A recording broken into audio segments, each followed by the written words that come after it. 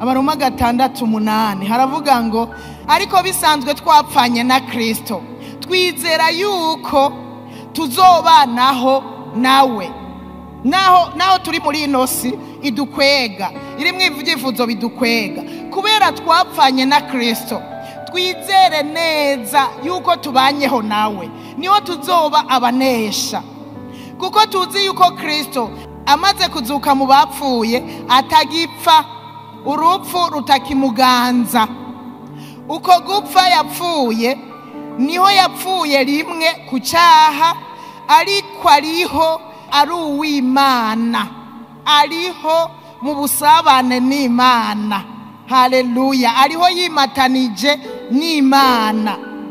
11 abariko namwe mwiyumvira yuko mwapfuye ku cyaha ariko ko muriho muri ab'Imana muri Kristo Yesu, en communion avec Jésus-Christ. Haleluya, urumva turiho turi ab'Imana en même temps en communion avec Jésus-Christ. Ariko nimwumva iyo ni impamvu yo gutuma tunesha tubeho turi ab'Imana ariko turi mu twimatanije na Kristo, turi mu busabane na Kristo, turi umwe na Kristo. Haleluya.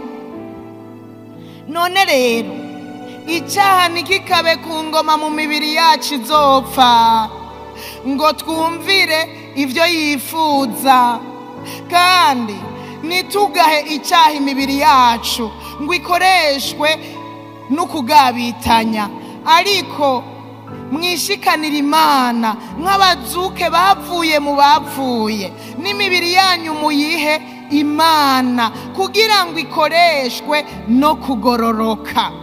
None rero icyaha nikikabe ku ngoma mu mibiri yanyu izopfa ngo mwumvire ivyo yifuza, kandi nimugahe icyaha imibiri yanyu ngo ikoreshwe ivy'ukugabitanya, ariko mwishikanire Imana nk'abazuke bavuye mu bapfuye, n'imibiri yanyu muyihe Imana kugira ngo ikoreshwe no kugororoka.